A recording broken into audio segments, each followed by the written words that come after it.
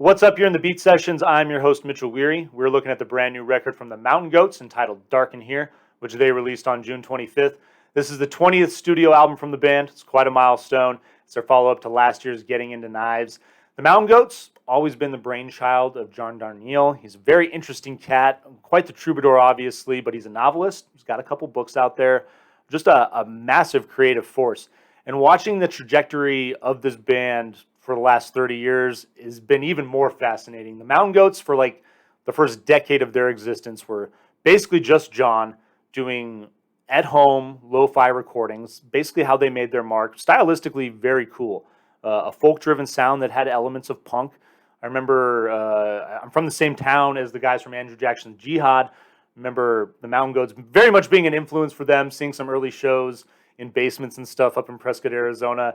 And I remember the debate about, the Goats going electric and switching up their style and doing different things. And it's kind of interesting reflecting on that now a couple decades later, given what John has done with the band. I think the most fascinating thing about this style, where he's at now with this project, is the way the music is put together as far as all these little nuanced elements that build a song. You see so much big sound, I feel like, in music these days, riffs being layered over riffs. And what I like about John's music is that there's all these great little parts, different little musical elements that, just take over a song momentarily, and then they drift out and then there's something else. And this entire element is just a fine display of that type of musical construction and songwriting. And I'm absolutely in love with it for this reason. I threw it on while I was making dinner tonight, well aware of their folk style, obviously, and got much more than I expected in listening to this. This album is super cool as it moves towards the back end.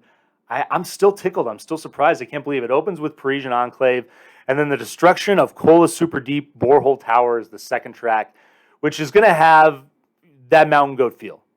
Good acoustic-driven song. It's got kind of a funky, groovy bass line, rolling snare, a lot of cool elements musically going on there. Mobile is the track that follows. A fine example of what I was talking about as far as that nuance. It's just this gentle acoustic riff, but there's this intermittent guitar piece that it moves in and out of the song, and it just makes it so beautiful. Mobile has this kind of James Taylor vibe. I couldn't help but think of that. Really interesting too. Like some of these early songs, I get a little bit of Jethro Tull, honestly, from a little bit of Ian Anderson, and it's not just because there's flute in a couple songs on this record, but if you just listen to some of the guitar structure, some of the riffs that Jethro Tull put together, and maybe I'm totally wrong about this, but I could not help but feel that influence on the early part of this record anyway. A little bit of, if we want to talk about something contemporary, Jeff Tweedy from Wilco. I just was hearing a little bit of that in the first part of this album. Dark in Here, great song. Again, you get a little bit of that rolling drum. There's a surf guitar element that's driving this song. A little bit of flute that's built into the back end of this track that just kind of like cuts off. It's kind of a thing on this record, which I love. Songs just being so well constructed and produced, and they even when they cut off and end sharply, it's just been so fulfilling and so perfect. And what really surprised me, you get into Lizard Suit, that's the fifth track, and this thing takes on a life of its own as far as this kind of sounds like a jazz record. I mean, as far as the work on the drums, the element of the piano throughout the next 5 or 6 songs on this thing, I was blown away. I was really surprised, and I really loved stylistically what John and the band are doing. It's from anything that I've heard, I'm not that familiar with everything in the Mountain Goat catalog, but this stuff seems a little different than from the stuff that I've heard, and I was just very, very impressed by it. Let Me Bathe in Demonic Light, great way to close this thing out. Kind of comes full circle and takes you back to that kind of folky style that you're familiar with the band.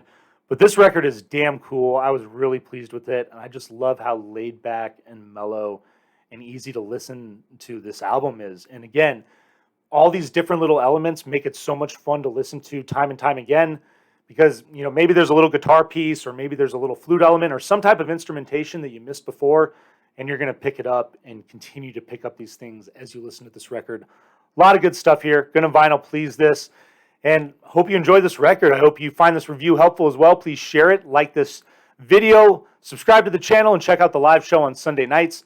And we will see you next time on the Beat Sessions.